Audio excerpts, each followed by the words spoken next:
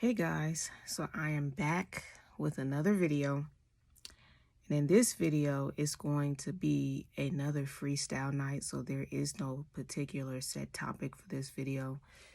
This video is going to be one of my freestyle videos. So I just want to check in with you guys to see how you guys are doing. I hope everyone is doing well. I have a lot of thoughts in my mind about my past experiences with the narc, the current experiences that I'm going through right now, and whatever I may possibly go through in the future. One of the main things I am thinking about, guys, is what I may possibly go through once I actually file for divorce. I'm just waiting for the right time and when I have the right finances in order to do so. I'm not saying that I'm afraid, but I'm definitely concerned about my safety. And I just want to make sure that when I do this, that I'm safe and that I'm going to be okay, because I don't know what this man is capable of doing. I'm not saying that he's going to do anything, but when it comes to a narcissist, you can't put anything past these people. They are capable of doing anything. This man knows where I live. He has my address. So I really got to tread lightly and be very careful. And every move that I make has to be a strategic move, and it has to be at the right place at the right time. That's mainly what I'm concerned about, is my safety. I really could care less about retaliation or get back or revenge, because that's not even in my heart. I actually had God remove that from my heart. So I'm not trying to get revenge. I'm not trying to get back at him. I'm not trying to hurt him. I'm not trying to retaliate. I'm just trying to simply close this chapter of my life and move on to the new chapter of my life, because that's what I'm really anxious to do, is just move forward in my life. I don't want to be stuck in this block that I feel like I'm stuck in. And the part that I'm stuck in is marriage, legal marriage, because emotionally, mentally, psychologically, and physically and spiritually, I am not married to this man anymore. He is out of my life. He is out the picture. But legally, on paper, I am still bonded to him and tied to him. And I want to get this legal part finished and out the way and just over with. And what's so foul about it is he refuses to help pay for the divorce. His mother even wrote a letter stating that I should pay for all the expenses of the divorce, which is even more narcissistic of her. Like, this whole family is narcissistic. This whole entire family are full of narcissists. So I'm dealing with a pack of wolves, guys, literally. And they have turned my daughter against me successfully. My daughter believes all the lies that they told her. My daughter believes all the gaslighting that was showered on me. My daughter believes that I'm the crazy one, that I'm the liar. My daughter believes that I'm the evil one. As a matter of fact, my daughter told me that I'm evil. That came out of her mouth. She said that I'm evil. I had talked to her one night, and she goes, "You're evil." I don't know who told my daughter that I was evil. Maybe it was some of the reactive abuse that she saw, because you know what narcissists have a tendency to do is provoke you and abuse you, and they get you to give a reaction. And I'm pretty sure my daughter probably have seen some of my reactions, but that's the evidence of the reactive abuse that I experienced with this narcissist. My daughter really believes that I'm the crazy one. I am the abusive one. I am the evil one. My child believes this about me, and it's sad. And yes, I've cried about it already. Yes, I've spent so much time being sad about it. But the thing about it is, I'm tired of being sad about it. I'm tired of allowing that to be the chokehold over me. I'm tired of allowing this narcissist to win in that sense. So if my daughter doesn't want to believe me, then my daughter eventually will have to just see for herself the truth, because eventually the mask will slip and fall with the narcissist and his mother and sister and all of them who are involved. The narcissist can only keep up their lies before all they mask will fall and slip, and my daughter will eventually see and know the truth. She just has to go through the experience, unfortunately, for her to see it for herself. Because I can talk to her till I'm blue in the face, and she will never believe a thing I say. So I have to leave it in God's hands, keep praying about it, not worry about it anymore. Just give it to God, because it's something that I can no longer carry. This is a cross that I cannot carry. It's going to actually put me in a grave if I continue to be sad about it, worry about it, and let it worry me and stress me out. I have to give it to God. Now, am I giving up on my daughter? No. But am I giving up in the sense that I can't keep chasing something that I can't control? I can't keep trying to fix something that I can't fix or can't control? Yes, that's exactly what I'm saying. I have to let my daughter come around, because eventually she will come around. So those are the challenges I'm facing, is my daughter being turned against me and brainwashed, and me trying to get out of a marriage that I feel like is a real hell. Like, being legally married to this person is a real hell. And I want to get out of this hell. I want to get out of this dungeon. And once I get out, I'm going to be feeling like I'm finally free. Now, the next time I have the opportunity to marry again, I'm going to think long and hard and twice about my decision. I'm not going to be so quick to jump into a marriage the next time around, because all I'm going to constantly think about is this person for real? Is this person another narcissist that's trying to trick me into a marriage? Another narcissist that's lying to me? Another narcissist that's playing me? And I know I can't go about life with those fears plaguing me, because then I'll be robbing myself of beautiful things that I could have. But that's a work in progress, guys. Like, after you leave a narcissist and you are in recovery, it is really hard to trust people again. It's hard to put that one foot in front of the other and tell your brain that every human being you come across is not a narcissist. But in my mind, the way that my brain is dealing with the trauma is, I'm thinking in my mind, every man is a narcissist, which I know the reality is that not every man is a narcissist. But my brain is telling me that to protect me. It's my brain's way and body's way of dealing with my trauma and protecting me from other possible predators. Okay? So that's the battle that I'm dealing with, is trusting people again, moving forward, trying to get out of this marriage that I'm legally stuck in because he refuses to help pay for. And I need to get me a lawyer as soon as I possibly can. And I need to just have that marriage dissolved. I just need it to be dissolved so I can finally move on with my life. And my daughter, I just have to wait, and eventually she will come around. But I cannot spend my time and my energy and mine on waiting on her, even though that's technically what I'm doing. I can't focus on it mentally. I have to check out of that and focus on my future. Because if I don't, it's going to kill me. It's going to put me in the ground, because you can die of heartbreak. And yes, it's true. You can die of heartbreak. And I cannot let heartbreak consume me because of my daughter. As much as I love my child, I have to let her go until she's ready to come back to me. And that hurts. And that's the hardest pill for me to swallow as a parent, is letting my child go, my only daughter.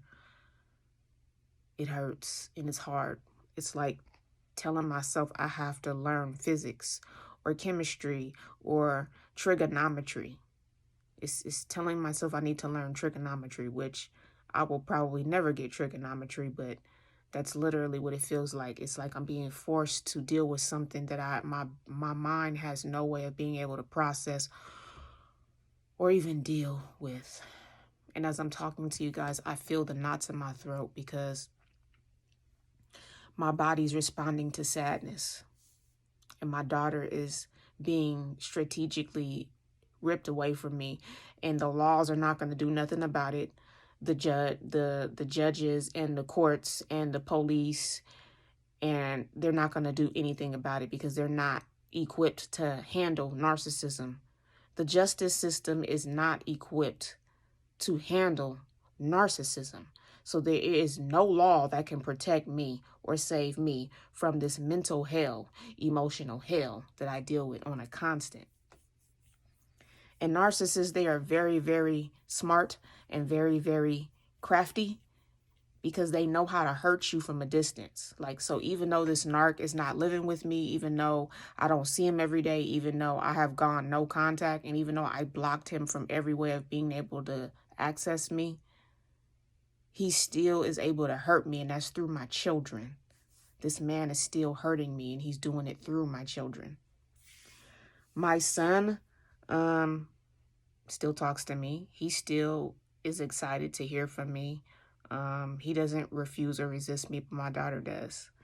And so as it turns out, turning my children against me has not worked a full 100%. It has worked 50%. So it worked on one of my children, but it did not work on my other child. So one child still gravitates towards me and one child does not. But I have to just trust God and leave it in his hands, because there's nothing more I can do.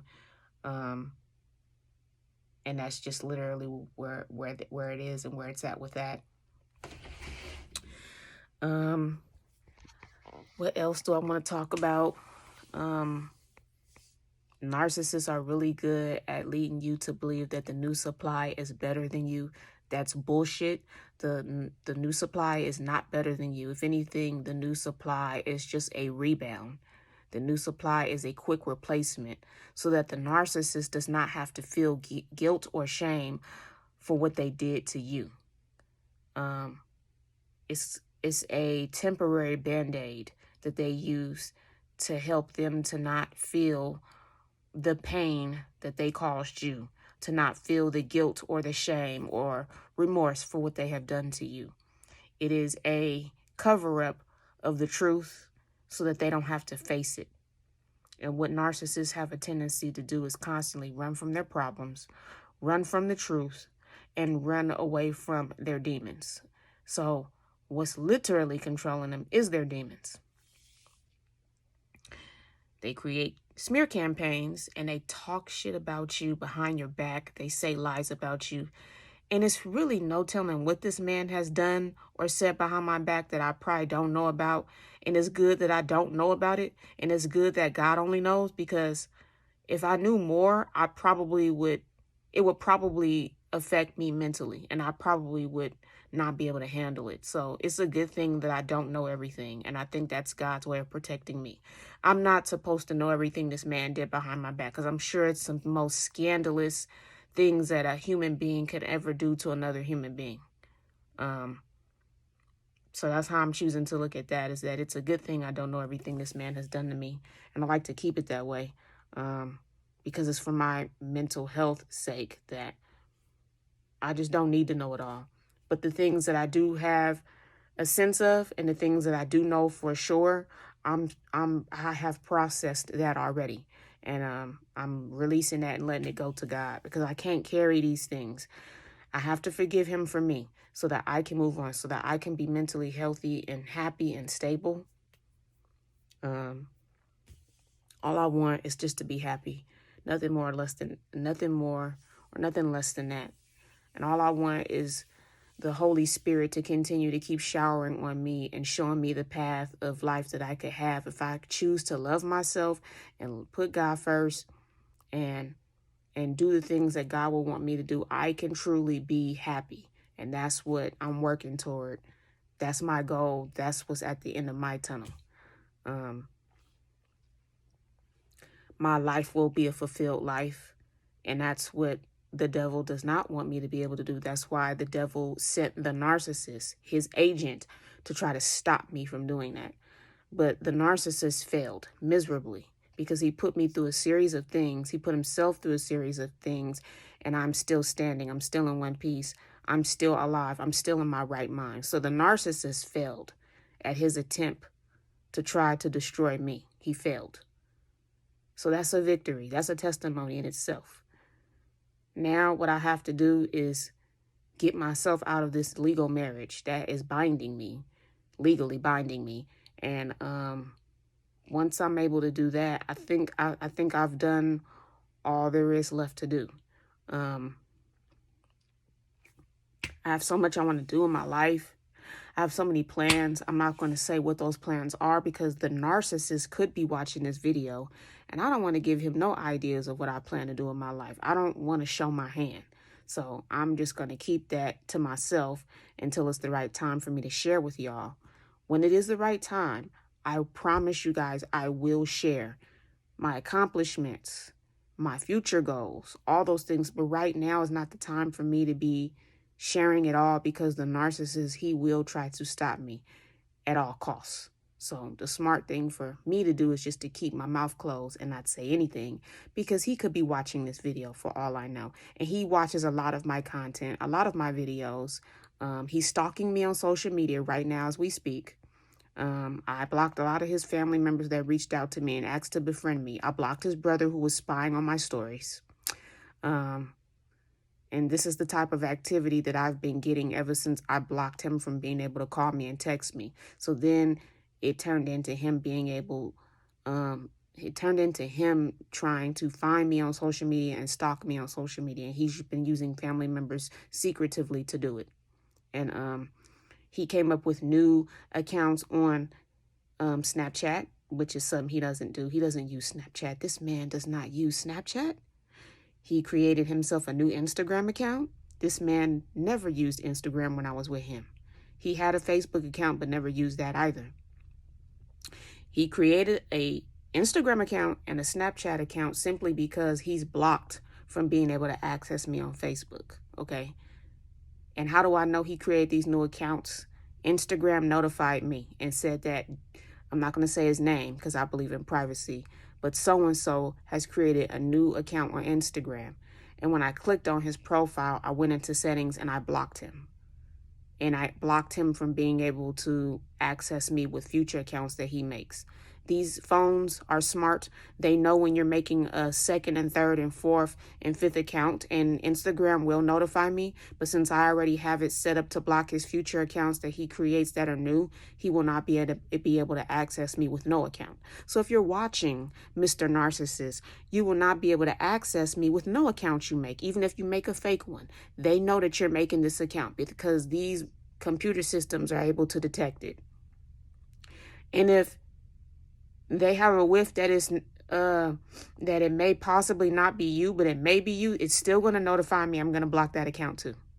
And I saw you on Snapchat also, and I blocked that account too. And any other account that you create, Snapchat and Instagram is going to notify me. Facebook will notify me, and I'm just going to keep blocking every account that you make. You will not be contacting me by phone, so I have you blocked. You cannot text me. You cannot call me. And eventually, I will change my phone number. I don't want to have anything to do with you. I don't want you calling me, texting me, sending me emails. I don't want you coming by my place because if you come by here, I will have you arrested. I will have a restraining order put out on you. I am not playing games with you. I am not giving you no more chances. I don't love you anymore. You are not a part of my life anymore. You have lied to me and tricked me into loving you. And I now know who you are. I know what you are, and I know how you operate. I now know that in my heart and mind that I never loved you. I thought I did. So no, I don't love you. No, you're not a part of my life anymore. No, you can't keep scamming me. No, you can't keep interrupting me in my life. No, you cannot keep accessing me. You cannot keep bullying me. You cannot keep lying on me. You cannot keep trying to destroy me. You cannot have me. I belong to God. That's who I belong to. I'm a child of God. I'm not your property. I was never your property. That's a lie that you told yourself and you tricked yourself into believing. So leave me alone. Stop stalking me on social media. Stop stalking me by phone. Stop it. It's annoying. And that's another thing I'm going to share with you guys is he's calling me on private numbers to see if I have changed my number. And no, I have not changed my number yet, but I will be changing my number very soon. So you don't have to keep calling me from private block numbers to see if my number is still the same. Yes, it's still the same. No, I don't want to talk to you. So if you call me from a private or a block phone, I'm not going to answer.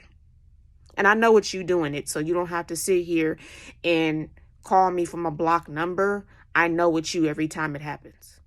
So yeah, guys, he's calling me from blocked private numbers. He's stalking me on social media. He's sending his little minions and family members to reach out to me.